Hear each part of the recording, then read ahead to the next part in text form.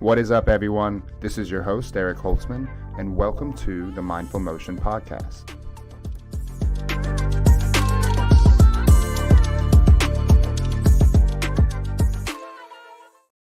What is up, everybody? I am here with my colleague, mentor, and friend, Brandon Greene. Brandon is an entrepreneur, an exercise professional, a muscle system specialist. He's also the owner of Strata Internal Performance, a state-of-the-art exercise studio out in Newmarket, Ontario, Canada. This is a long introduction, so I'll try to be quick, but he is also the owner of Fitness Pro Mentors, a high-level marketing mentorship tailored for personal trainers who want to scale their business to six figures.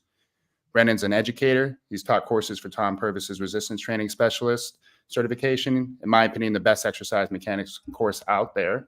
And to top it off, Brandon has created his own amazing educational curriculum for personal trainers, covering all the details surrounding post-activation potentiation relating to the neuromuscular system, which we'll surely, hopefully discuss during this interview. And on top of that, he's also a husband, a father to two beautiful children, and a very skilled drummer. He's recently blown up on Instagram by using his biomechanics background to help other drummers prevent injury and play more efficiently. Well, that is a very impressive resume, Brandon.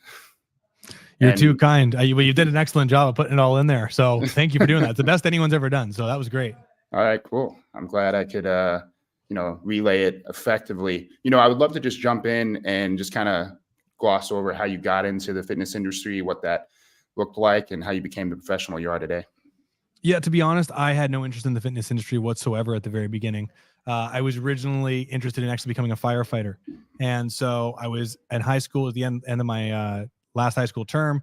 I was semi-athletic. I played a lot of drums, but I was missing a biology credit so I could apply, or chemistry credit rather, so I could apply to the firefighting school that I was looking at. So I did an extra semester of high school so I could get that chemistry credit. And I had this extra time, so I could have taken some more courses, but I did a co-op. And I was like, you know what? We got a co-op at a local gym. I'll work out. I'll do all my firefighter training workouts and get ready for that. And then I'll double down on chemistry. So that brought me to Potentiation Fitness, which is was our town's oldest gym in town. Fortunately for me, I had a really, really great mentor there named Mario Mavridis, who really took me under his wing and really inspired me a lot. And this training facility, I mean, it was top notch, but the methodology they had there was just on another level. And I didn't understand what it was.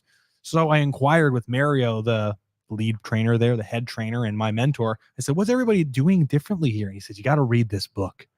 And he handed me the old 5-day original resistance training specialist program by Tom Purvis, this paperback, awfully wrinkled with Coke stains all over it because Mario was a foodie.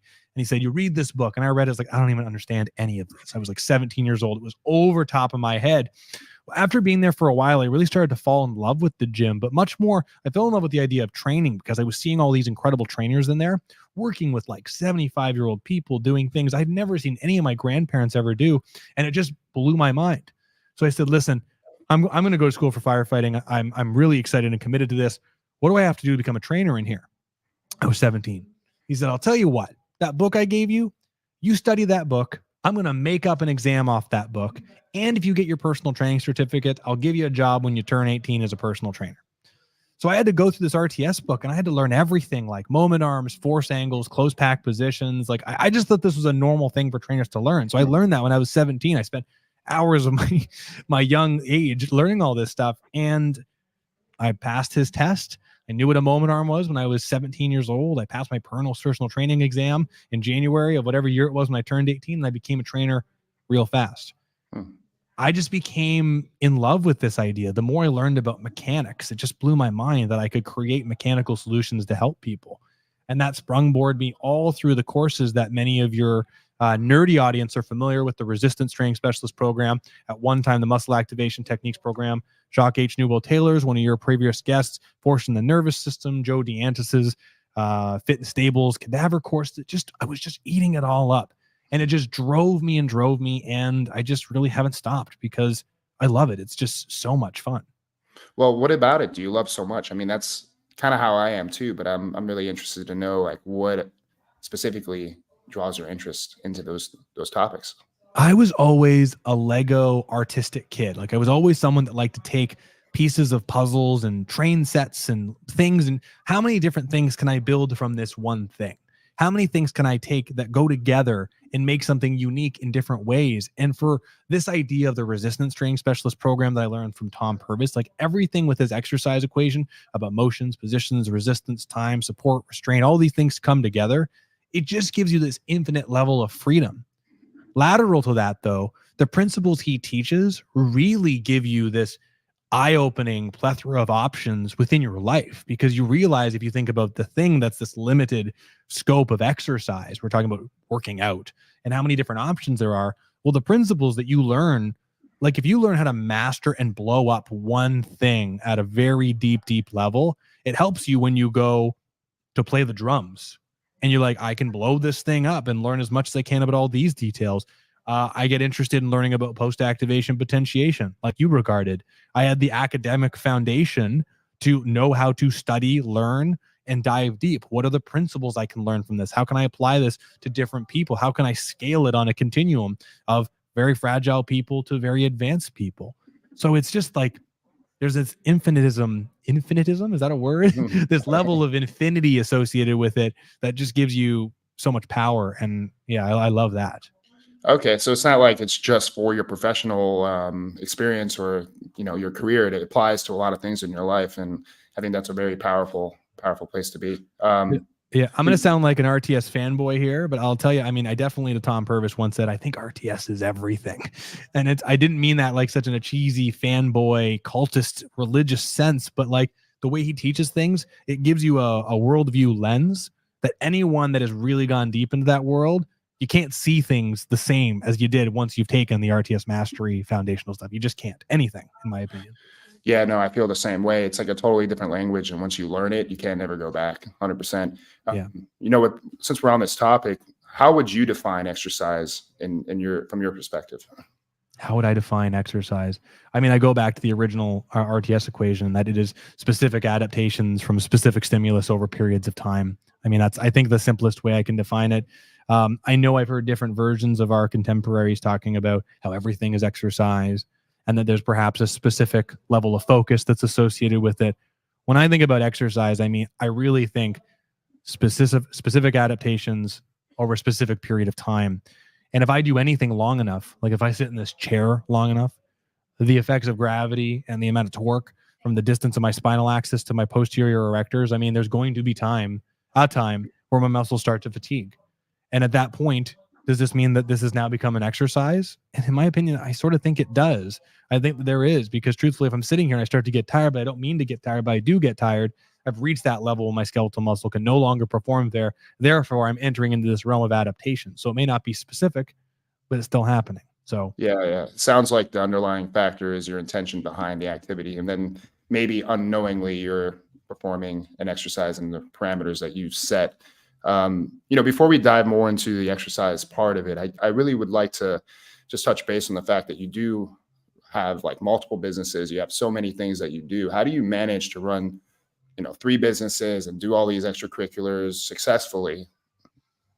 I'll say this, and I've said it to you in our mentorship program and anyone that's done FPM. I look at everything in my life as its individual own planet, right? You look at the planet Earth, it has specific characteristics and things about it that are very unique and different than Venus. And a human couldn't live on Venus. And a lot of the things that happen on Venus would just destroy Earth. They're their own 2 different things. So when I started my business, for me, I always try to see, how can I create a component of my business that is self-orbiting, that does not need me to do it, right? So for starting off with me, I needed my skill set as a marketer, salesperson, to be so good that I don't have to think about it. It's just there orbiting around me when I need it. I can call on it and I can sell. My technical skills need to be so good that I don't have to worry about, like, when somebody comes in, I don't worry about anybody's condition when they come in. I have to think, but I know I've got the tools to help them. Within the business, once I got to that level, I needed people around me that could do the same thing. How do I have someone who's so good at sales that if someone calls the gym, I can hand them off? Excuse me. So I try to get everything as self-contained as I possibly can. Excuse me, cough. Well, do you have maybe 3 top habits that you stick to consistently that lead you to your ability to be successful in all these endeavors? 3 top habits. Not coughing. Yeah, that tickle in my throat. I'm so sorry, everybody. You got to always show up. Excuse me, for sure. No matter what, you got to show up. 2, you have to be committed. Oh, this throat, pardon me. You got to be committed and always show up. And you got to do your work. Because if you don't do your homework, it doesn't matter whatsoever. So always show up. Be committed no matter how you're feeling. And you got to do your homework. Because if you don't prepare for the gig, you're not going to have the tools you need to succeed. That sounds pretty straightforward. I think that's pretty obtainable at most people. And by just doing those things, you can consistently move towards what you're trying to move towards. It sounds so obvious, but it can be good to hear sometimes the obvious things. Pardon my throat and pardon my cough, everybody. I mean, at the end of the day, you have to show up. I mean, for me, if I'm sick, but I'm healthy enough to be here, I'll be in the gym doing work upstairs in the corner alone. Like I always show up. I'm here at 7:10 every morning. And it sounds so simple, but if you're inspired, sorry, I should say this. If you're not inspired, you still have to show up. Yeah. So let's switch gears for a second. You know, there is a big focus within the exercise industry on range of motion. Do you feel like range of motion is an important factor within someone's exercise process in regards to longevity and health? I do, but I think it's useless without strength. I really do. Here, Eric, I've never done this. Just pause. I'm grabbing a Ricola right here. So, Eric, fill the space for 1 second. I'll be 1 second. Yeah, okay.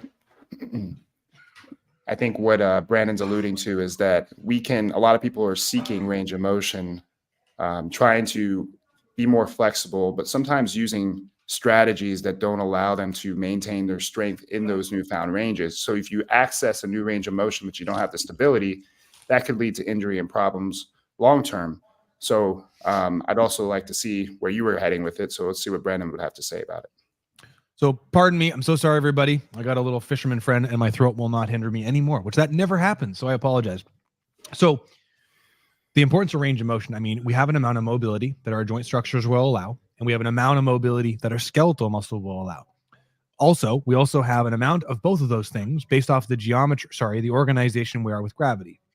So you pick a joint range of motion, like picking my shoulder up overhead, as you know, my hand is over top of my shoulder complex axes mostly. So there's a decreased amount of torque here. So I have a lot more mobility here. Well, if I bend over and I reach my front arm up in front of me at a perpendicular angle to my hip, so I'm parallel to the ground, the amount of torque I have with how much my arm weighs is a lot more than when I'm standing straight up. So if I know that, that means that yes, mobility is important, but we also have to recognize mobility may be different depending on the planes that we're in. Now, that being said, what is it that's the limiting factor? Well, it's how much strength you have in those ranges. So yes, mobility is absolutely important. I had an 80-year-old fella today, showed me his whole morning stretching routine. And for the first time in my life, usually I would have been like, stop all those stretches. We're going to switch to isometrics. And he showed me what he was doing. I'm like, you know what, dude? How does this all feel? He feels good. I said, do you have any injuries? No. He's got no weaknesses when I do the test on any of these things. I said, you know what, dude? Don't change anything. Because he's been doing this for so long. He's 80 years old. He's a muscular dude. Don't change anything. As we age, mobility is critical. But in my opinion, the strength we have with that mobility, I'm sure you've said this before, is far more important. Getting stronger solves a lot of problems. And getting stronger, knowing everything we know about force production, absolutely helps with range of motion acquisition. Yeah, it's often completely correlated, right? Like you can get stronger, your range of motion typically will follow. Now, if it doesn't, that could be a whole host of reasons that you might not even be able to know, and it should be honored potentially instead of trying to smash and passively shove yourself there. But as you said, right, sometimes it's okay to do that. It's all contextual, person to person, and how aggressive you are. 100%. And as a fitness professional, I mean, this sounds crazy, but this is where, I mean, I think a lot of us need to get more comfortable asking for our clients to get diagnostic imaging, because there are so many internal factors. If someone comes in and you do a dynamometer test and their right side shoulder is less strong than their left, and you've done everything you possibly can and the force production is still less, we may be missing something that we can't see without an inside view. And no understanding if there is a small or large pathology at play absolutely can be an important piece of the pie. Yeah, and definitely would be worth knowing, and because then you would only be doing harm if you didn't know those things and you were just kind of mindlessly trying to get more. With that being said, do you have like, I don't know, top 3 tactics that you would use to try to improve someone's range of motion other than stretching? Yeah. The first thing, of course, is I would say you do need a very solid diagnostic, in my opinion, a solid diagnostic process at the very beginning, understanding the client's health history, their joint statuses, their exercise history, and perhaps even doing things like range of motion and force production tests. You need to know what's going on there. If we're going to increase range of motion, I definitely lean a lot back to force and strength, like we talked about, which it's hard not for me to go to what Charlie McMillan introduced me to, talking about post-activation potentiation. Because for a lot of these, it depends if we're looking to make acute change or a chronic change.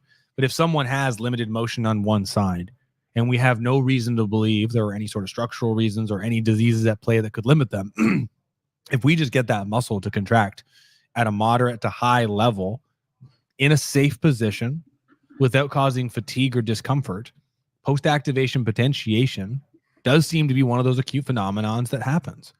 And the muscle increases in its H reflex. There's an increase in H reflex. There's an increase in calcium sensitivity. There may be a pennation angle change, which makes it a little bit more optimal for force production.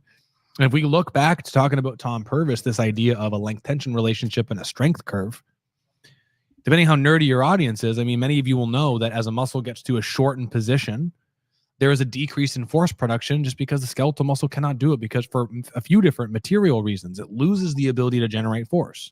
Mm-hmm. Well, if in my weakest position is where I'm trying to perform a range of motion assessment and I've got an appendage like a arm and I'm bent over, like I said before, and my deltoids and shoulder complex muscles are approaching shortened positions, so their ability to generate force is decreasing, and my moment arm and distance from the joint axis is increasing, it's likely I may see that I have low mobility there. So increasing in my ability to generate force absolutely makes a big difference there. So, with potentiation, you can really do any form of contraction, concentric, isometric, or eccentric. Those are my 3 things. But I'd say 1, if you know where you're trying to do it, try and see if you can strategically contract it in an acute way to make a change there. 2, and this is going to sound so lame, but try just exercising the thing. Like, so the number of my family members are like, Brandon, my shoulder's limited in motion. What should I do? I don't have Southern family. What am I doing? Right? They have limited motion. What should I do? I said, well, what exercises do you know for your shoulders that's limited in motion? Well, I know this side raise thing and this front raise thing. I said, okay, well, tell you what, just try this. Do the side raise thing 5 times every day for the next 6 days, and then recheck your motion. Mm-hmm. And sometimes just doing something with the muscles that you're trying to improve range of motion with makes a big difference. And then the third thing, besides you said stretching, the simplest thing I could say is don't put your finger in it. And that sounds ridiculous, but so many people are trying to improve their mobility and they're stabbing themselves and pushing and doing thumping and being aggressive with themselves. That's always an important step, in my opinion. What's the problem with doing that? It's a good question. What are we trying to do when we do it? As we know, the majority of the tissues that are underneath our thumb are skeletal muscle, and they generate force by creating cross-bridging tension. And that tension allows us to create enough force that we can overcome the resistance of our limbs, which is great. I don't know about you, but when I stub my toe, I start limping because there's pain. When I feel pain, my body stops wanting to put weight on the thing that is hurting. Therefore, I move a little bit differently. Here's what I'd propose. If we're sticking our finger into tissue and we have a specific objective, like trying to release fascia, muscle, nerve, skin, I don't know what you're trying to do, scar tissue, it's all great. It's like a hamburger. I stick my finger in there. There's no way I can just bias one piece of the hamburger without smushing all of it. So how accurate can we actually be? 2, if we actually do it to a magnitude that causes some level of discomfort, isn't it possible that the discomfort may actually have a decrease in performance, a declination in performance, because we're causing trauma to the tissue? People say they feel better after they have like something aggressive shoved in there. Mm-hmm. I always wonder, is it just possible that now that the pain has been removed, it feels better? Mm-hmm. I can't quantify what it does, so I don't do it. Yeah. It's too many confounding variables. So you're trying to stay within a realm that you have some degree over control, some control over. Absolutely. I was actually just really curious when you said one of the factors could be pennation angle change in the muscle. Yeah. I actually don't know what that is. What do you mean, like the muscle growing and hypertrophying, or what were you meaning by that? I can show you. Give me one split second. Let's do it.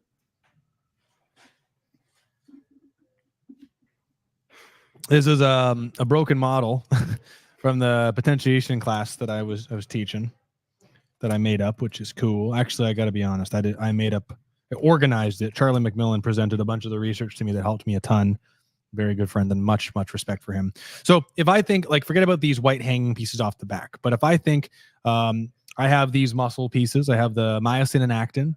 And when you think about how the cross bridging thing happens, if you think about the latching mechanism and you look at it, there's a point where my muscle is lengthened, and this could be the lengthened position. And then as I'm starting, my myosin and actin are starting to crawl up one another. There's some really cool images that you can find that are schematic based drawings that are kind of like this, that you see the muscle kind of do this kind of thing, where this is this is not accurate, but call this the origin and this is the insertion. The insertion is moving towards the origin. Well, as these white angles, these white pieces are moving in space, they're moving tangential to the joint axis, or the bending moment, if you will, but the actual axis inside the skeletal muscle. So as this thing comes up and up and up, there's a certain point where it's generating force directly up in the direction that the actual other piece of the muscle tissue is trying to travel. So there was a suggestion at one point that, is it possible that when we potentiate the muscle, it actually modifies the position of the muscle, the pennation angle, to be more optimal for force production? So if I'm in a lengthened position like so, and this could make sense too, because if I'm in this lengthened position and my tissue is actually trying to kind of go up and out, it's not going to be very efficient for generating force this way. But if we know anything about component forces like the compression versus rotary forces, if this comes up a little, not even quite at 90 degrees, now I'm getting closer to a tangential angle or being parallel to the direction of the other tissue trying to be pulled up. Does that make sense? Yeah, I think so. It sounds like you're basically talking about moment arm changes within the tissues in a sense. Exactly. Yeah. Exactly what I'm talking about. Yeah, that rings a bell. I remember very clearly about the hamstring on a prone leg curl. When you're getting to the shortened end, it starts to get more effective at producing rotation, even though it's getting shorter. So sort of helpful in that circumstance. Yeah, that's a little different, but same kind of idea. Like, there's definitely some relationships there for sure. Okay, gotcha. Cool. Since we're on the topic of post-activation potentiation, for people that really maybe never heard that term, can you briefly define it? So post-activation potentiation is an acute phenomenon that occurs within the skeletal muscle after it produces force, in which the skeletal muscle calls back on historical contractions or things it has done in the past to prepare itself for subsequent activity. So the best thing, I mean, you could simply think of it as muscle memory, right? I mean, think of it, anyone that's exercised, if you've ever done a 1 rep max exercise, right? Maybe like, Eric, I can bench press 300 pounds. And then there's some days you can bench press 300 pounds, and then there's some days you can't. So that's a weird thing. But then you bench press on Friday, 300 pounds, you go on vacation on Saturday, you don't work out for 2 weeks, and you come back and it's the 15th day and you go, I'm going to go bench press that 300 pounds. And you can barely do 220. And you're frustrated and annoyed. And then you come back the next day and you can do 300 pounds again. Right? There's this idea that our body does not need to be acutely prepared to perform at 100% effort at all times. But as exercisers, we typically approach 100% effort, right? Athletes are 100% effort a lot of the time, depending on the type of sport that they're doing. So what a great mechanism that our body doesn't store as much food in the muscle, does not stimulate the muscle at a high level, and kind of downregulates it so it doesn't have to work nearly as hard, and then calls on it more when it's required. And this is a very cool thing, because if you think about going down the stairs, right? If you read any of the post-activation potentiation stuff that I've posted, Charlie's posted, other people's posted, right? There's this conversation around maximal voluntary eccentric contractions elicits an incredibly high force production. That's a very cool potentiation effect, if you will. Well, if you think about walking down the stairs, most people eccentrically fall down the stairs at a pretty high level. So if I wake up in the morning and I haven't done the stairs, I start falling down the stairs, and there's an acute increase to the skeletal muscle of my anterior thigh muscles as I'm going down the stairs to prepare me for the next time I have to do it. Anyway, it's pretty cool. Yeah, exactly. And you can use this. So like I guess I want to hear what got you so interested in this in the first place. I mean, it's kind of deep, but I mean, I was learning a methodology where there was a testing procedure of some sort, doing a test, and then from that test, I would do an exercise to try and make a change, and then I go back and retest it. And then this kind of idea that I was introduced to, I'm going to be honest, Charlie kind of just brought this idea up. I didn't realize that some of the actual tests I was doing potentially was making a change in how the body was performing, making the intervention that I was doing about useless.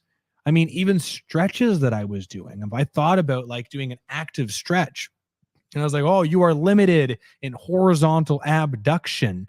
Well, I'll tell you what, actively go back to the end range so we can elicit, an isometric contraction into horizontal abduction. Well, the very eccentric lengthening of my horizontal adductors, the assessment itself may have accidentally elicited a potentiation response, meaning that whatever I did in between actually may not have done what I thought it did. Or even if it did what I thought it did, I can't use the measurement tool that I was using as a measurement tool. But this was extremely liberating because it brought up a couple problems. If I want to truly be as scientific of a personal trainer as I possibly can, I needed a way to collect data that gave me a new set of eyes. It allowed me to examine the crime scene in a few different ways. It also allowed me to expose myself, thank you for the dynamometer idea, Charlie McMillan, to use dynamometers to assess people's ability to generate force. Mm. I think the thing for me was I realized that what I was doing for years wasn't actually doing what I thought it was. And when I started to understand decades old literature around the PAP phenomenon, it opened my eyes to realize, well, I can actually use this thing to help people. I can actually just use assessments to see where people are at. And if I do the assessment enough times, it becomes a really powerful exercise. Mm. It gave me so much freedom and quite honestly has completely influenced Strata internal performance. I mean, our entire gym is inundated, not necessarily thinking about PAP, but how do we use voluntary contractions to make great changes? Gotcha. So you basically had like a come to Jesus moment about what really was happening, and then it kind of gave you these tools to make better changes in your client, to give them what they want, quicker, faster, longer lasting. It was like taking RTS again. It was like a whole new like set of eyes. I'm like, oh my gosh. And yeah, I got to say this. It's not that PAP in itself is magical by any means. There are a lot of acute phenomenons that happen from contracting skeletal muscle. That's one of the most predominant ones. But what's very cool about it is that the more you read about it, the more options you have within your process. And the more you realize in a crazy way how many methodologies out there, I don't want to poke at any, use stretching, use visual assessments to try and make inferences off of what's going on within someone's body. And they don't really have a good way to truly test what's going on. Hmm. And you can find some papers. I mean, the number of people that use stretching mobility assessments and they go to end range position to see how they're doing. You're telling me that when you get to an end range position and a joint becomes potentially a little bit less stable, that the skeletal muscular system doesn't generate a reflex mediated contraction to try and protect that joint. And that reflex mediated contraction that may be there to help protect the joint may have a potentiation effect that occurs, because since you visited this range of motion that it hasn't, and it has to do a quick contraction to try and prepare for it, and then you relax for a second, well, your body goes, I'm not doing that again, and it gets stronger all of a sudden. That quick stretch you did, you're like, this isn't right, and you go back again and the motion opens up. Was it the stretch? Or the body get prepared? Yeah. Well, so, pain is a big part of our business. I mean, a lot of people have it, and that's why they seek us out. I guess first, what does pain do to this potentiation effect potentially? And then secondly, I guess where is there confusion around pain with clients that you see within the consumer base? That is a loaded question, my friend. Well, first and foremost, I am absolutely no pain expert, and nor am I qualified in any academic sense to really define any of this stuff. But what I will say is that in most cases, if someone has had an amount of trauma to a tissue, it does seem that in most cases, there are changes with how they move how they orient their weight when they stand on two separate scales between right and left, and their ability to generate force does seem to be dampened. I today had a gentleman that I hadn't seen in 3 weeks. He injured his back 3 weeks ago picking up a 70-pound table saw. His back had no pain today. I've been doing consistent dynamometer assessments with his trunk rotation from left to right. He's consistently been 74 pounds on both sides using the tools that we use. Today, he was 40 pounds on one side and 74 pounds on the other side. He wasn't hurting. So I come back to the toe stub analogy. When you smash your toe into a table, somewhere between the compression, the trauma of the skin, whatever happens, your body doesn't like that sensation and starts to orchestrate things differently. I think the challenge within the consumer base is us, not us, but the consumers understanding what sensations they're having and their interpretation of it, and do they like it or not? Because there are people who exercise and they get sore muscles and they just don't like how the sore muscles feel. Therefore, they say, this is actually a bad feeling for me. Does that make sense? Yeah, 100%. It's happening again. 1 second. So there's that problem. The other side of it too is the consumer base. What do they think? No pain, no gain. So the number of people I have that are conditioned, number of people that come in before they see me, and they're conditioned to the idea that if it hurts, I have to push through the pain for it to get better. I think that's a major problem, because the number of people that do that, it's huge. It's huge. Yeah, it seems to be a common trait amongst clients that I see, especially starting out. They're never really clear about what's an appropriate sensation or what isn't. And it can be sometimes hard to figure out just by sensation alone. That's why using our hands-on technical process can be really helpful for navigating what might be appropriate or not. But obviously, the client has to feel safe, of course. Yeah. Thinking about the rehab exercise space, physical therapy, I'm not trying to poo-poo on that at all. I wonder, a lot of people seem to fall through the cracks. They don't get better. And I guess from your experience, what are the issues that exist within the rehab exercise space? And why doesn't it always work for an individual? There's a lack of individualization. My throat's doing this, guys. Anyone who's listened to me, if you ever heard me talk, I never had this happen. So this is like a one-off. So I sincerely apologize. My lucky day. Right? No kidding. We just did a testimonial video for someone new that we're going to be launching the next day or so. Young guy, well, he's in his 40s, got diagnosed with MS in 2022, had a laminectomy when he was in 2020. And in his video, he says, I did all the physiotherapy I was told to do. I followed all the rules. They just hand me the same piece of paper that they give everybody, and I didn't get any better. And I think this is what people get dismayed with exercise, is that exercise is either bodybuilders or CrossFit fanatics or people in tights, or they're rehab exercises. But the gap in between is this Grand Canyon of issues.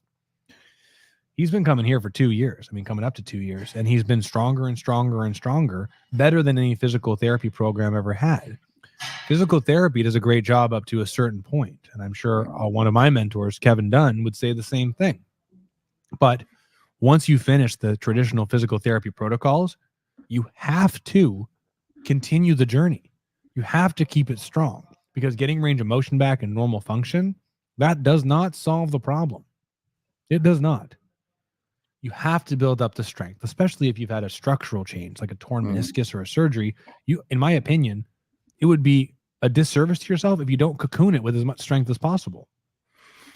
And who doesn't have a structural material change after living 5 decades or more? It's just bound to happen no matter what or who you are. 100%. So, this kind of feeds into the idea of injury history, and you and I and all our colleagues take a lot of intake on injury history because we know the importance of it. But it'd be nice for you to spell it out. And why do you consider past injury history to be important, and how does it modify the way that you think about training with someone or how you choose to design their exercise process? I think it's insanely powerful, and it's very, very game changing, because if you think about, if you look at someone's injury history and they're 50 years old and they had a big toe fusion when they were 20 years old, broke their toe, fusion, there's a pin through it, but they're like, it's not a big thing. I'm here for my back. And on that left side, 10 years later, they mentioned that their knee got sore when they started running more regularly. And then they come in and they're like, when they were 45, 15 years later, they herniated their L5 S1 disc. And they're like, well, I'm here for my back. Well, it's important to recognize, if we're mechanists at all, that if you fuse the first ray of the big toe and you modify how that foot absorbs force for decades, if I sand the edge of my table long enough, there's going to be a change in its shape. Well, if someone's moving differently, there's going to be a weight distribution difference, especially as that big toe starts to go into dorsiflexion, trying to walk normally. Therefore, the next joint up is going to move differently. Oh, wait, there's a knee injury 10 years ago.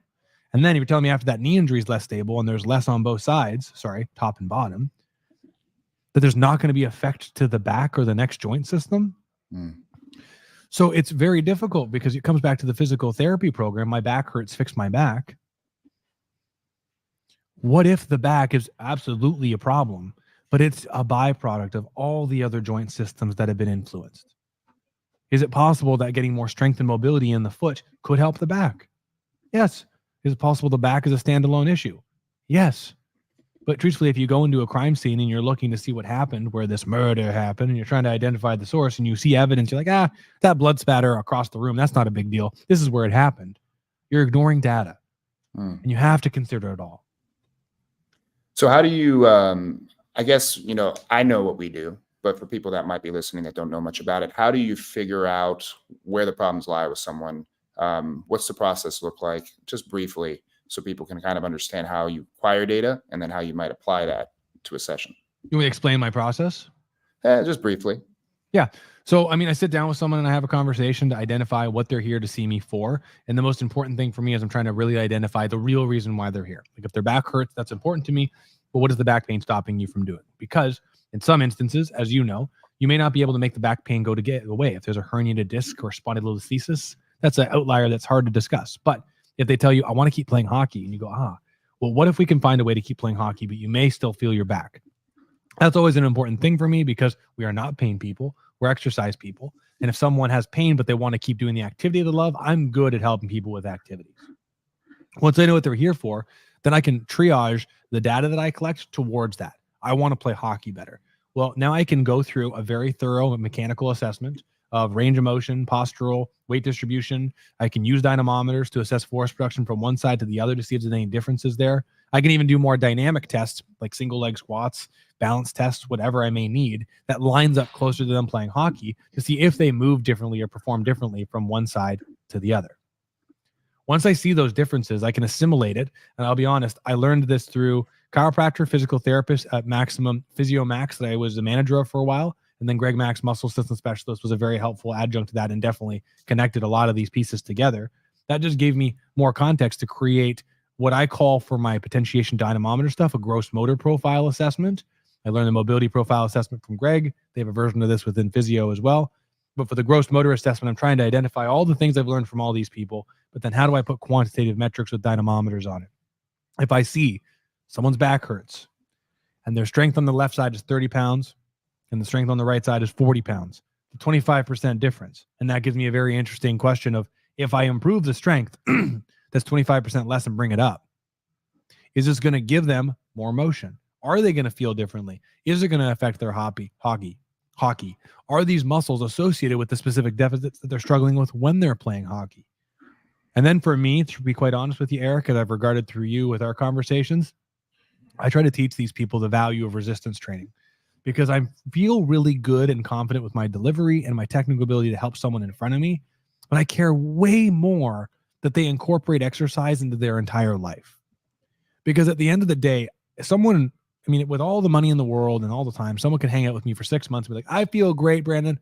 I am out of here. And they don't do anything anymore because their problem is solved. That's great.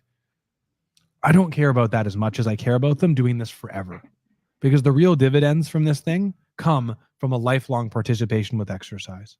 So I spend a lot of my time after we solve problems and people feel better and they can do what they want to do, educating them as to, how do they keep going?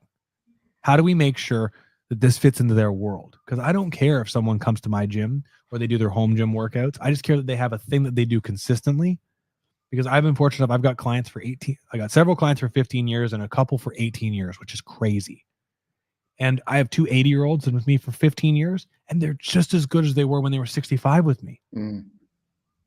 There's an elixir there that is just hard to ignore. So that's a big part of my process.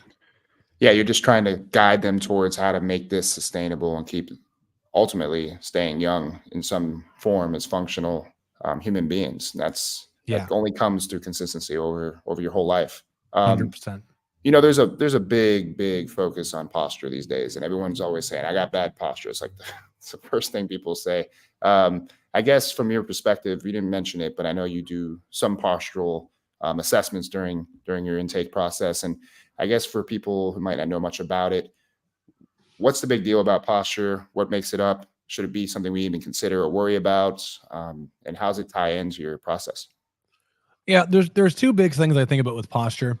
I care way more about if the posture that the client has is going to influence their motion in a way that we need to be concerned with. It could be symmetrical, it could be asymmetrical. I mean, if someone has anterior pelvic tilt and they're a drummer and they got a big anterior pelvic tilt, their ability to be in a hip flex position is going to be limited because they're going to lock out of coxofemoral hip flexion real quick. So like, I'm interested in that. That also could just be the shape of their body. I'm also interested if they have an injury or trauma. If we're not looking at apples to apples from a joint system perspective, how are they moving from right to left differently? And do their motion deficits and dynamometer readings line up with asymmetrical posture? So that's a big thing, right? If someone's hips are up and down, you're going to see different motions from one side to the other, which I'm sure you've talked about in the past with previous guests. The thing that I'm also pretty interested in with is the amount of torque that puts on an individual. Like if someone has that kind of traditional kyphotic posture, well, our lordotic, exercise of lordotic and the cervical spine and kyphotic through the thoracic spine, right? That means that they're going to have that much more responsibility from the spinal axis to actually hold all that tissue up. And what ends up happening is for a lot of these people, they produce so much tension that it pulls their neck into a greater lordotic position so they keep looking forward. And then you get like these occipital headaches and these posterior neck problems, which are very, very common. So I care about that kind of stuff too, because someone's like, I'm getting all these headaches, and they come in and they got this thing going on. Well, that's very important too. I do think about it a lot with drummers because drummers are sitting all the time, and I do a lot of that stuff, as you've mentioned as well. But ultimately, I wouldn't say I'm a posture specialist at all. It's just one piece in the puzzle that we have to consider as we're working with someone. Yeah, for sure. And sometimes it's changeable, sometimes it's not. But even if it doesn't change, but you're working towards maybe something that would be more symmetrical or more, I don't know, appealing to someone's visual field, doesn't necessarily mean it will get there, but it could start to help them feel better. Absolutely. It's interesting. RTS is so intense. Tom is so intense about a certain type of execution with exercise, certain type of exercise design. And ever since I've been doing MSS and doing more of these things, it seems to trend a little differently, a little less, Stalin-like with the exercise design. I guess I wonder how important you see exercise design and execution towards the success of a session, success of an exercise. It seems less dogmatic or intense than Tom is, but how does that feed into your thought process? Yeah, that's a great question. And I don't know if I've got like great analogies to quantify this, but I'll say, so Tom Purvis, he's an interesting reference there, but like he's very, very, like very specific about trying to perform things a specific way. That's what a lot of people see. But I will say that he also teaches this idea of continuum training, where you have to like have this level of strictness in a very isolated joint context, and then you need to approach it. You need to go to the extreme and apply it as a skill. I know most people don't see the skill side of things because you always focus on the specificity thing, because a lot of people focus on the skill thing. And then, you've got, as you mentioned with the MSS stuff, there's a lot of configurationalism stuff that Greg Mack teaches where you take two or three things, mix them together in specific orientations. And that's important too. I think that there also needs to be kind of a third option that's considered, because there's so many clients that I started working with and I thought they had major problems with the joint range, called subtalar eversion. And I put them in a position and I test them and they can't control it. And I'm like, this is a major problem. And to me, at one point, I thought the only way to strengthen subtalar eversion was to do a series of potentiation-based isometrics to try and make that change. Or I was going to need to specifically focus on subtalar eversion extremely strictly. Well, I do think that there's a really interesting gap of where, okay, well, what is this person using this subtalar eversion for? What motions, skills, exercises can I do that maybe the subtalar eversion is involved as a secondary muscle to see if it makes a great change there, because this exercise may be more accessible to them. The gentleman I mentioned earlier with the back problem, right? He had a subtalar eversion thing. I made him do side hops across my gym, side jump squats, but side jumps, hockey guy. And there's a component where you shove off the ground and you're using the subtalar everters concentrically to push the ground away. And then you go back the other way, and there's a responsibility on the inverters on the same foot to manage force, right? And I was like, hey, Brent, let's just see how this goes. And the reason why is because I know him as a type A entrepreneur. If I get him to do this extremely specific configuration, or I put this ankle strap on and I make him do subtalar eversion, he's not going to do it. He's busy. He barely has the time to come see me. He's one of these guys that money is not his issue, it's time. But if I say, hey, listen, with hockey, you do this side thing, so this is an important drill. Well, why don't we see if we do this? When you do this, think about just pushing the ground a little bit further away and focus on the ankle. And for him, the dynamometer reading went up. His strength went up, and he felt better. Therefore, I didn't need to do any of those really, really specific things. I was able to find something that was accessible to him. Maybe what I suggested wasn't nearly as good or as scientific as some of our contemporaries have a regard, but for him, it worked, and he was able to adhere to it, which I think is really important. And this is a big part of the business program I talk about, not technical stuff, but if I can give someone an exercise that maybe is 10% less effective than something else I would give them, but they do the thing that's a little less effective all the time versus the thing that's insanely effective once a week or maybe less, I would rather take the thing they're going to do all the time than the thing that's better. So that doesn't really answer your question around execution, but it really comes back to what is it that I can give this person that they're going to bring into their life that I can measure is going to make a change and is going to help them, which I believe follow along that resistance training specialist continuum training model that Tom Purvis advocates for. Yeah, that makes a lot of sense. And it kind of ties into this next thing I was going to ask you is like, it seems like the mind's a big part of this whole process. And Jock talks about this a lot, our colleague, Jock Taylor. Have you found that clients' mental state, their perception of the exercise, how they're feeling to be an important component to consider? Based on what you just said, it sounds like a yes, but how does that tie into the way you think about communicating with them and about how you set things up or choose to do something or not do something? Yeah, that's a great question. I was in Portugal with Jacques and I heard him talk about all this stuff. And I'll be honest, I don't have the same tool set to quantify it as Jacques does because he's on another level. But I do think it absolutely matters because if someone's doing an exercise and they hate it, that's a big problem. Because even if I know that, Eric, I'm going to give you broccoli for the rest of your life and you're going to live to be 150 years old and you're going to be great and perfect in every way, but you hate broccoli. How likely is it someone's going to eat broccoli? Now, I think you and I are the kind of guys that actually would eat the broccoli, but there's a lot of people who wouldn't. So when someone's stressed or sad or not good, I'm not a life coach. I don't have the tools to fix that, but I do like to know what's going on and see if there's going to be anything that could affect our time together. But I also think, too, there's an opportunity for us to strategically recognize, okay, I've had this client for 5 years and they're sad today and they're still here. Today may not be the day to do a deep dive into short-term versus long-term potentiation, but it might be the day to strategically, for their experience, tell them a couple dad jokes. They make them laugh just a little to forget about their son that's in the hospital right now.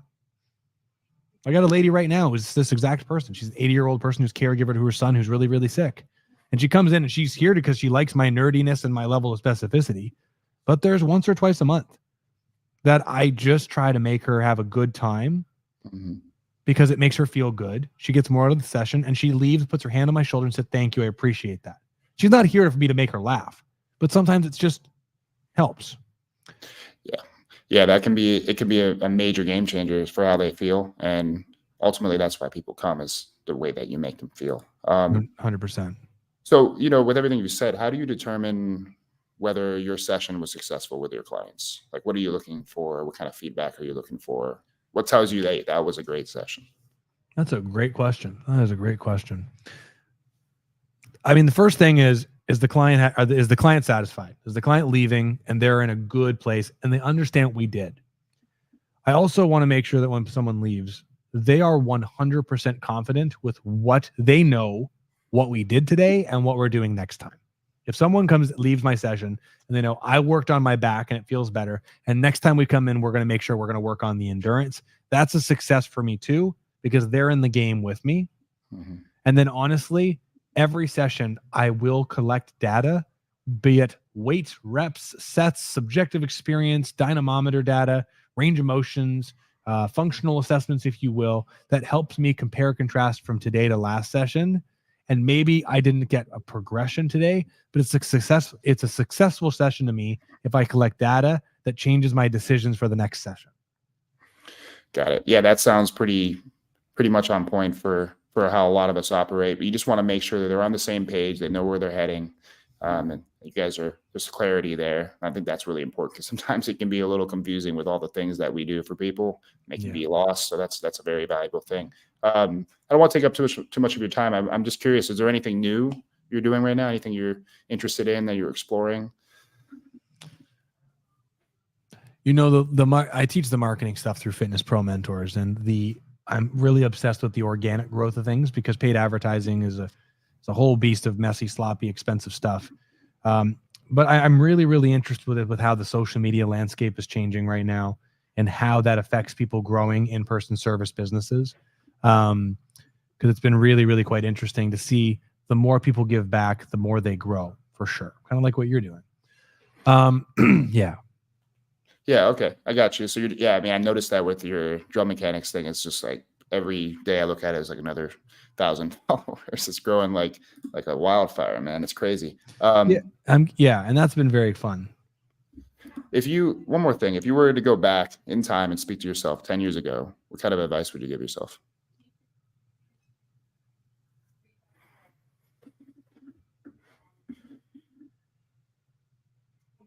I would definitely tell myself to get started sooner, because I did a lot of stuff early, but there was a point between 24 and 26 that I was pretty close to just jumping into real estate because I didn't think there was going to be an opportunity for me to grow a career.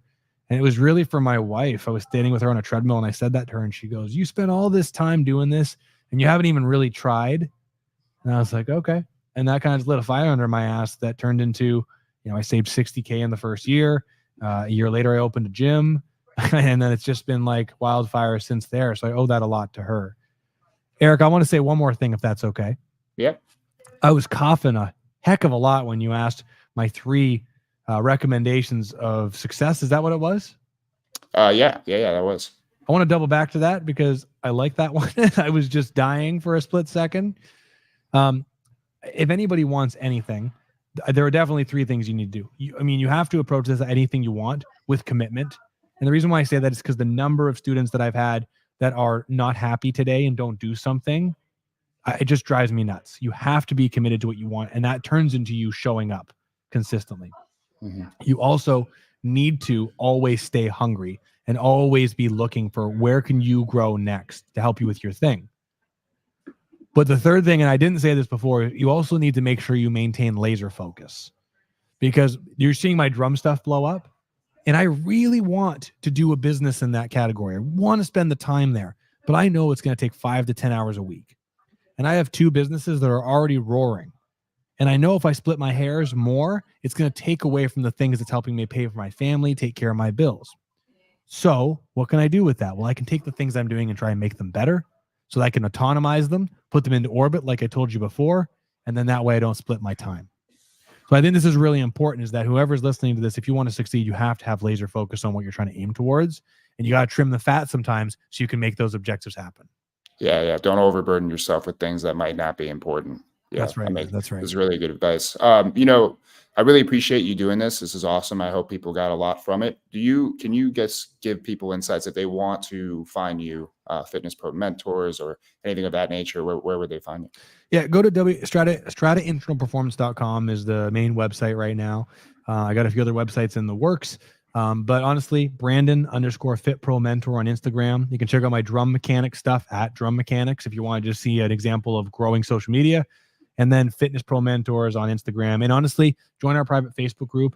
Go to facebook.com/group/Fitness Pro Mentors. A ton of great stuff in there, and a really, really great community of other like-minded personal trainers, just like us. Yeah, I'll concur. I've been part of it for like over 2 years now. So Yeah, must be good if I keep coming back.